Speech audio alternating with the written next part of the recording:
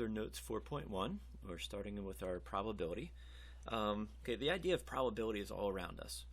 You play rock, paper, scissors to determine who gets the last slice of pizza. Your football games, they flip a coin to see who gets the ball first. You play games, okay? You play card games, you play board games. There's all kinds of chance in those. Color, hair color, eye color, blood type, all these different things you've inherited from your parents. Those are all based upon the genes that you get and the probability of those things happening. So it's, all kinds of different probability. Okay, so let's think about flipping a coin. When you flip a coin, you could get heads or tails. Okay, now does that mean, so it's 50-50, right? That you get heads. So if we toss the coins, this is the proportion that are heads. Okay, so we flip it once, and it was a heads. So 1 out of 1, 100% of the time, right? Probability of 1, our one outcome. Proportion of 1 out of 1 is 100%. Okay, we flip it again, and we get a tail. So we got a head, we had a tail. So the proportion that are heads were half of them. So we have 50%. And then we flip another heads. Okay, so 2 out of the 3 were heads, which is at 66%. Okay, and you can see usually proportion of heads is 50%, right? Okay, so it's not always going to be 50%. Sometimes it's going to be higher, sometimes it's going to be lower. But if in the long run, if we flip a coin many times, it's going to even out and eventually approach 50%. Okay, that's what's meant by probability. When we do it over a long period of time, what's the outcome going to be? Okay, so here's a probability definition. The probability of any outcome of the chance process of a number between 0 and 1. Okay, so all probabilities are between 0 and 1. That describes the proportion of times the outcome would occur in a very large number of repetitions. Okay, so rolling a 2 of a die. So there's 6 possibilities. The number 2 happens once, so 1 out of the 6 times. Now, that doesn't mean if I roll it 6 times, I'm guaranteed to get a 1 one time, right? Just over a long period of time, and if I roll it many times, 1 out of 6 times that will happen. Okay? So that's the idea of the law of large numbers. Law of large numbers says that if we observe more and more repetitions of any chance process, the proportion of times as a specific outcome approaches its probability. So as long as we do it many times, it'll approach the true probability of it. Okay? These are used, life insurance companies, like how do they determine how much insurance you should pay? Okay, it's actuaries work with a lot of probability and math to figure out how much your insurance premium should be. Casinos, they want you to win some of the time, so you keep playing, but they don't want you to win too much because then they lose money. Okay, so the probability is in their favor, but they also want you to win some too.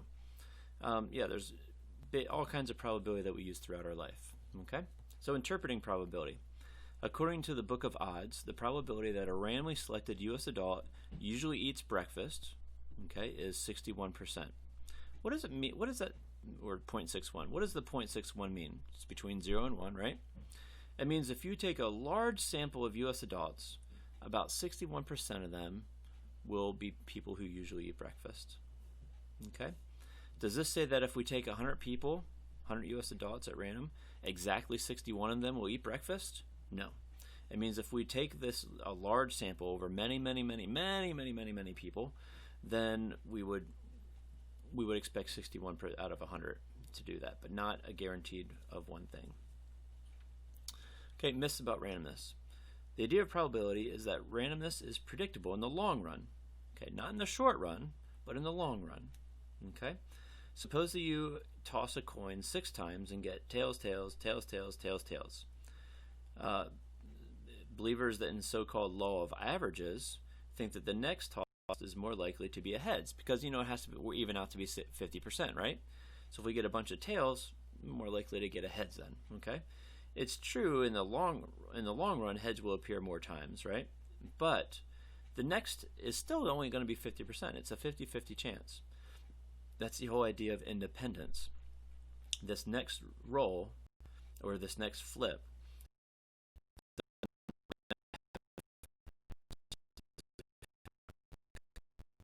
they have no memory. coins don't know the first 6 outcomes, it's still going to be 50% of the time, 50-50 chance. Okay? So beware of the law of averages here. A husband and wife decide to have children until they have at least one child of each gender. So we're assuming that it's a 50-50 shot that somebody's going to have a male baby or a female baby. Okay? The couple had 7 girls in a row. Their doctor assured them that they would be much more likely to have a boy for the next child after all those girls, right? If it's a 50-50 shot, if I had a bunch of girls, I'm probably going to get a boy next. Explain why the doctor is wrong. Okay? Where it's still going to be, well, we're saying that it's a 50-50 shot, so it's still going to be, the next child is still going to be a half of a 50-50 shot of being a boy versus a girl. Yeah.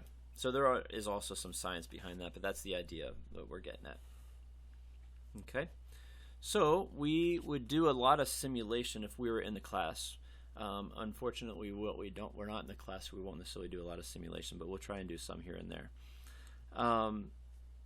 So we talked about, we've done a little bit, 1 in 6 wins in back in the beginning of the year.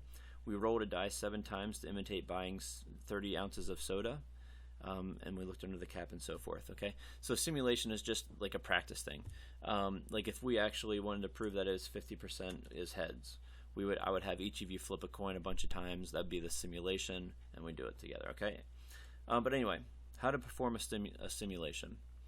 We're going to ask a question about some chance processes. We're going to plan.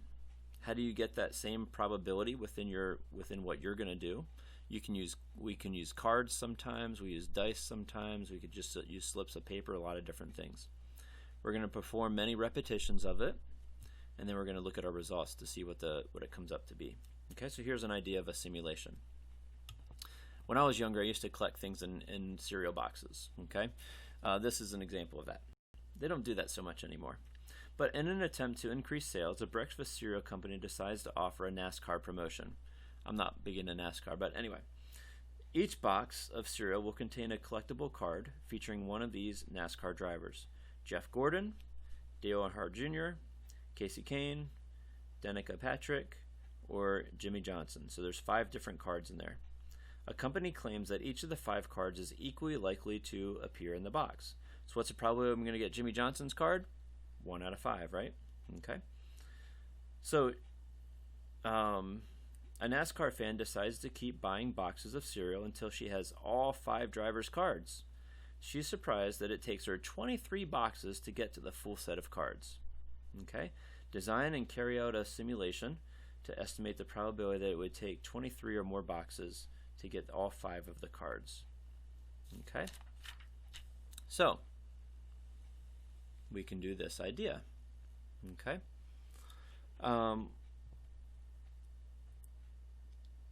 So we'll use a random number generator. Okay, we'll just do that to make it easier.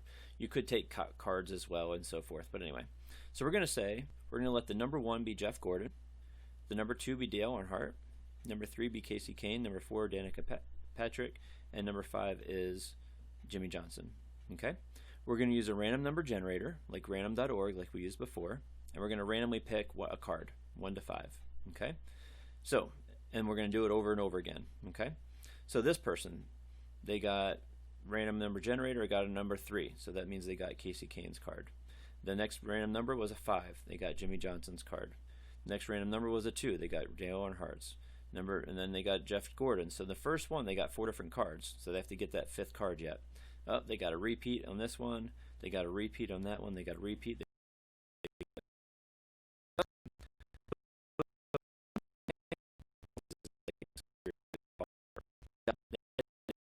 Get off. Okay, so we'll do it. Okay, random number generator, they got a 5, Jimmie Johnson. They got a 1, they got a 2, got a 5 again, a 1 again. They got a 4, that's a new card.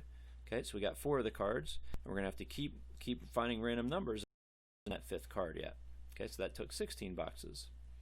Okay, and then the same process, and you keep doing that over and over again to get a bunch of different points here of how many boxes it takes. Okay, so the 16 boxes. Right here, that's that dot. Okay. So, in conclusion, in repetition of it 22.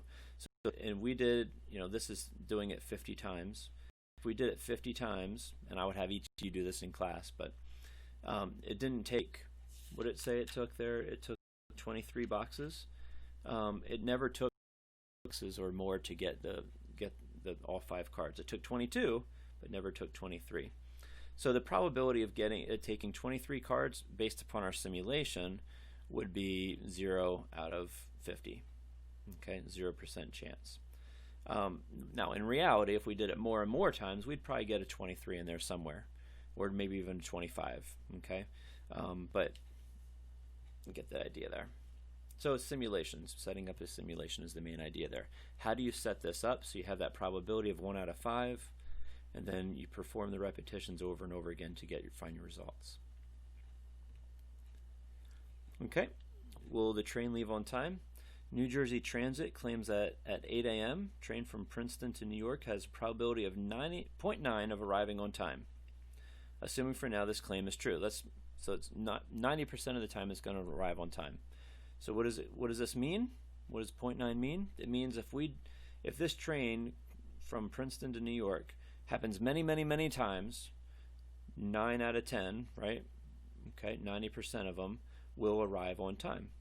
Okay, doesn't mean that the next one, if the next 10, doesn't mean that 9 of them are going to happen, right? Okay, but it just over many times. Okay, number 2, the 8 a.m. train has arrived on time 5 days in a row.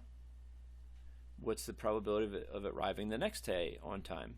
So if it's arrived 5 days in a row on time, okay, that's used up 5 out of the 9 out of 10, right? So it's more of a probability the next one's not going to be. Incorrect. We're saying that it's 90% each day. Okay, he does it 20 days in a month. He is surprised when the train arrives late in New York on 3 of those 20 days. Should he be surprised? Okay, so out of 20, if this is 9, the probability is 9 out of 10, right? So that would be the same as 18 out of 20 arriving on time. So that means 2 not on time. So should he be surprised if it was 3 days that was not on time? Okay, so we're going to carry out a simulation to make that happen. Okay, so how would you do that? Okay, so let's use the random number generators. Okay, the numbers 1 through 9 is on time, and the number 10 is late. Okay, so we have random numbers there. Okay, and we assign them a certain probability. So 90% of the time they're on time. One out of the 10 times is they're going to be late. Okay, we're going to use a random number generator to select a number. Okay, and let's say I use a random number generator and I get a so we want to do it 20 days. Okay, so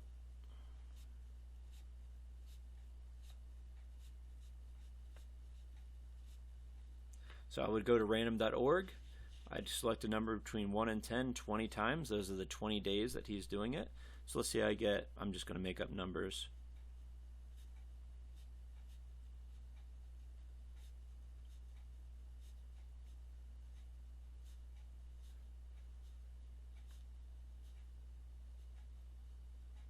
Okay, so let's say this was that simulation.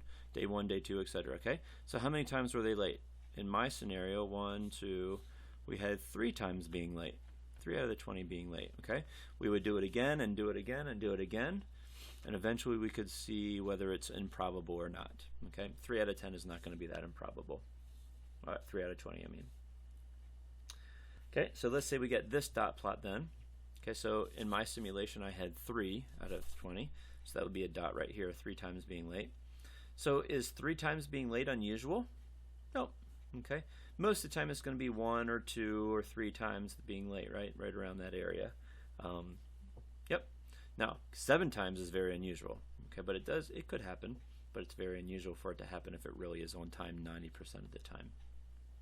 Okay, so on 4.1, interpret probability as a long-term relative frequency. Okay, probability means we're going to get those results over many times over a long period of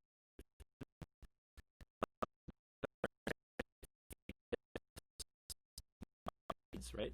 It's still a 50-50 shot. And we'll talk about how to set up a simulation, okay, to get that same probability.